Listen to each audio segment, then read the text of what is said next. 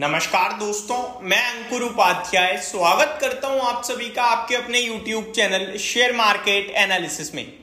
दोस्तों यहां पे आप सभी के साथ बात करने जा रहा हूं एक ऐसी स्टॉक थीम के बारे में जो बहुत इंटरेस्टिंग लगती है, वो है सोलर पैनल्स की।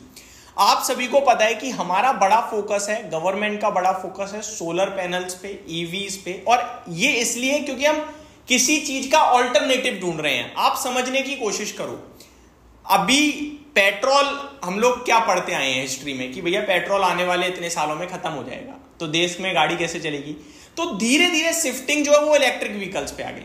समझ गए बात को। तो पेट्रोल पे डिपेंडेंसी कम हो रही है। पहला रीजन ये कि पेट्रोल खत्म हो जाएगा, और दूसरा रीजन ये भी है कि हम भैया पेट्रोल खरीदते हैं, बनाते नहीं है, हम बड़े लेवल पे इंपोर्टर हैं क्रूड के। तो हम डिपेंडेंसी दूसरे देशों पे खत्म करना चाहते हैं। इसका एक और विकल्प था, वो आपका ईवी था। तो धीरे धीरे गाड़ियों में हम ईवी पे शिफ्ट हो रहे हैं। और दूसरी बड़ी चीज है बिजली। दोस्तों दिन पे दिन गर्मी बढ़ती जा रही है। आप एक चीज नोटिस कीजिएगा, वैसे कोई नोटिस करता नहीं है सारी चीजें, लेकिन दिखती सबको है। वो ये कि हर साल गर्मी का तापमान बढ़ जाता है और सर्दी धीरे धीरे कम होती जा रही है। पहले की सर्दी 4 महीने चला करती थी, अब मुश्किल से किसी 1 महीने में कड़ाके की ठंड पड़ती है और 2 महीने मैक्सिमम सर्दी चलती है। बाकी तो न्यूट्रल मौसम या फिर भयंकर गर्मी ये हो चुका है इस समय। और गर्मी जब भी अपने पीक पे आती है तो हर बार प्रीवियस ईयर का टेम्परेचर को ब्रेक कर देती है। इस साल 52 डिग्री सेल्सियस तक टेम्परेचर पहुंचा है दिल्ली में। शायद आपने कवर भी करी होगी, ये स्टोरी पढ़ी भी होगी, हमने तो करी थी कवर। तो ये दर्शा रहा है गर्मी बढ़ रही है। अब गर्मी बढ़ेगी तो ऑब्वियस है बिजली की खपत बढ़ेगी भैया। जिसके घर में पहले पंखा ही पंखा चल रहा था, कूलर चलेगा। जिसके घर में पहले कूलर चल रहा था और कोशिश हो रही थी तो एसी चलेगा। जो पहले एसी 1 घंटा चला रहा था वो मजबूरी में भैया 3 घंटे चलाएगा। जो 3 घंटे चला रहा था वो थोड़ा और बढ़ाएगा, क्योंकि ये शरीर है, ये ज्यादा डिमांड करेगा। ठीक है, तो डेफिनेटली चीजों की खपत बढ़ेगी तो आप बिजली हाई डिमांड मारोगे। तो बिजली को बनाने के लिए कोयला चाहिए। कोयला अभी तो पर्याप्त है, लेकिन आने वाले समय में अगर बिजली और ज्यादा डिमांडिंग हुई तो कहां से लाएंगे इतना कोयला। अभी भी हम इंडोनेशिया से थोड़ा बहुत तो इंपोर्ट करते ही हैं। तो इसको भी मद्देनजर रखते हुए सरकार फोकस कर रही है सोलर पैनल्स पे।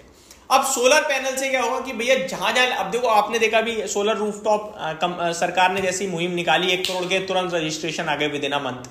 अभी इस बजट में जो 22 जुलाई को यहाँ पे आपके लिए 3 करोड़ पे हो जाएगा ये डाटा, जहां तक उम्मीद लगाई जा रही है 1 करोड़ से बढ़ाकर government 3 crore solar rooftop panel की अनाउंसमेंट कर सकती है, स्कीम आ सकती है। अब सोलर पैनल्स में एक ऐसी धातु है जो ज्यादा यूज होती है, वो है सिल्वर। मैंने डिटेल वीडियो कल ही बनाई थी, बट लोगों ने ज्यादा ध्यान नहीं दिया, तो शायद मैंने सिल्वर ईटीएफ लिख दिया तो लोगों ने इंटरेस्ट नहीं लिया। अदरवाइज जब मैंने शॉर्ट और रील बनाई तो बहुत लोगों के कमेंट आए थे। आज मैंने दोबारा थोड़ा टॉपिक चेंज करके बनाने की और समझाने का तरीका थोड़ा बदला है, अब ज्यादा अच्छे से समझ में आएगा। अब सिल्वर जो है ना, चांदी, जिसपे हमारे मतलब बाबा परदादा दादा सबका भरोसा है, जमाने से सोना चांदी सबको पता है बढ़ती रहेगी। एक ऐसा एसेट क्लास जो इन्फ्लेशन को भी बीट करता है और भरोसा भी सबको है। बस सोना ज्यादा भरोसे रखते हैं क्योंकि उसकी वैल्यू ज्यादा है, तो थोड़ा लोग ज्यादा अट्रैक्ट कर देते हैं। अदरवाइज चांदी ने हमेशा सोने को बीट करा है। सोलर पैनल्स में ना जो वायर की ट्रांसफरिंग है उसके लिए जो मेटल धातु यूज हो रहा है वो चांदी हो रहा है, और ये चांदी की डिमांड को कंटिन्यूअसली बड़े लेवल पे बढ़ा रहा है। कल मैंने आपके साथ रिपोर्ट शेयर करी थी, एक जैन विक करके हैं जिनकी रिपोर्ट आई है, मैं दोबारा आपको बताता हूं, आप ध्यान से समझिएगा। और उसके बाद केवल चांदी नहीं, स्टॉक पे भी आऊंगा मैं। एक स्टॉक की बात करें उससे पहले मैं आपको जरा बताना चाहता हूं, चेन लिन है जिन्होंने अनुमान जताया है, जाने माने एक्सपर्ट हैं चेन लिन जो हैं, उन्होंने कहा है कि अभी ग्लोबल मार्केट में $31 का चांदी का भाव है, ये $50 तक जा सकता है, डबल करने की बात चल रही है ऑलमोस्ट। आगे अगर आप देखें तो 2-3 साल पहले चांदी की जो डिमांड थी 100 बिलियन थी औसतन, अभी बढ़कर 200 हो चुकी है और आने वाले समय में 400 की उम्मीद है। यानी अगर आप इनिशियल लेवल से देखें तो 4 गुना और यहां से देखें तो डबल। तो ये कारण है जो चांदी को कंटिन्यू डिमांडिंग बनाए रख रहे हैं, क्योंकि भैया एक ऐसा प्रोडक्ट जिसपे सब फोकस कर रहे हैं उसमें यूज ही हो रहा है। ठीक है जी, तो चांदी कैसे खरीदें ये सवाल आता है। आप अपने ब्रोकर पे जाके सिल्वर ईटीएफ लिखोगे, केवल आपको मिल जाएगा। जैसे निफ्टी का ईटीएफ है, गोल्ड का ईटीएफ है, ऐसे ही सिल्वर का ईटीएफ भी है। पहले नहीं था, अभी लॉन्च हो गया क्योंकि डिमांड बहुत हाई थी इसकी।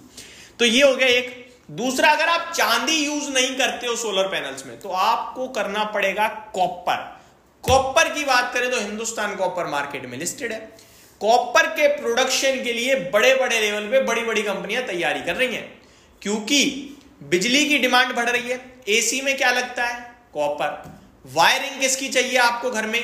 कॉपर। आपका सोलर पैनल्स में क्या लग रहा है? कॉपर। आपका सोलर पैनल की बैटरी में क्या लग रहा है? कॉपर। तो क्या चाहिए आपको? और कोई डिमांड बताऊं? एक और लास्ट रह गई है, लेकिन बहुत बड़े लेवल पे है। इलेक्ट्रिक व्हीकल की कार में अगर सबसे ज्यादा मटेरियल कुछ यूज होता है तो वो होता है कॉपर।